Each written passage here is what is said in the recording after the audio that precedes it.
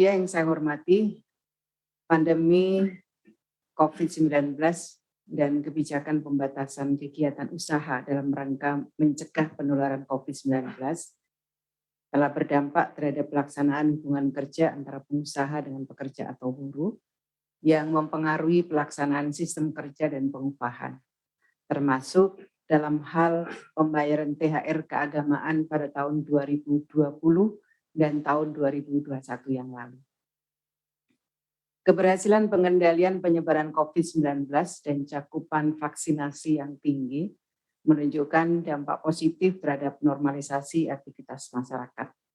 Dalam konteks ketenagakerjaan, langkah-langkah pemulihan ekonomi nasional yang dilakukan pemerintah semakin memperkuat kelangsungan bekerja dan berusaha, serta menurunnya tingkat pengangguran.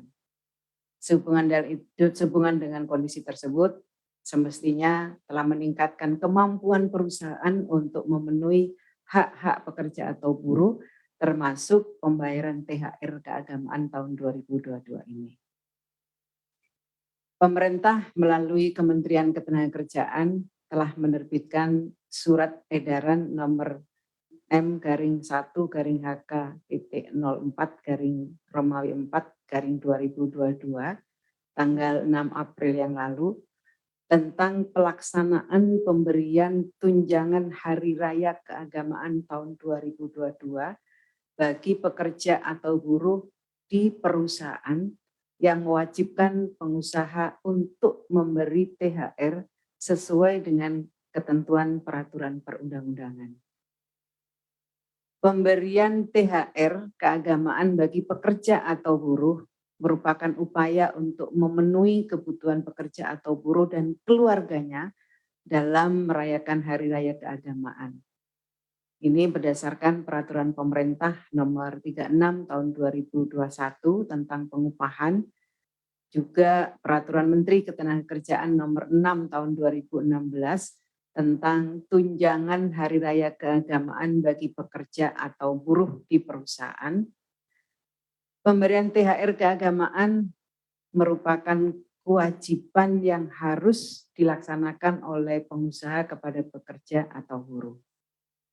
THR keagamaan merupakan pendapatan non-upah yang wajib dibayarkan oleh pengusaha kepada pekerja atau buruh paling lambat 7 hari sebelum Hari Raya Keagamaan.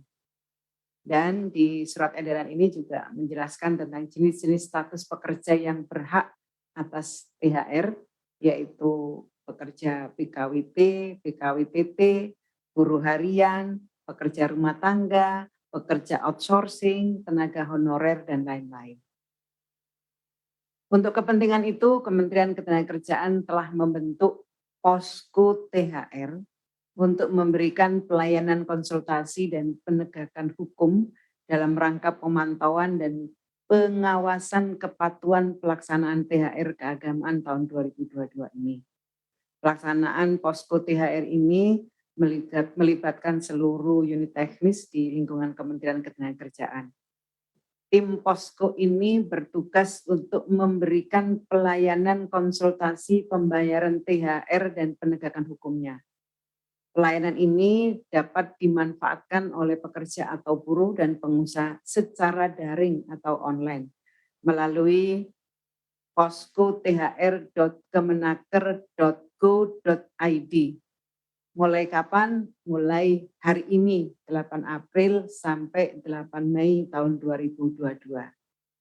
Bagi yang ingin melakukan pengaduan atau konsultasi secara fisik, kami juga fasilitasi di Posko THR Kementerian Ketenagakerjaan yang ini menyatu dengan fasilitas pegawai pengelola informasi dan data atau PPID Kementerian Ketenagakerjaan.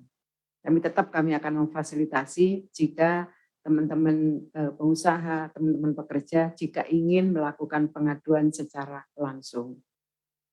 Namun kalau dilihat dari data memang data Posko THR tahun 2022 lebih banyak teman-teman memanfaatkan posko secara online.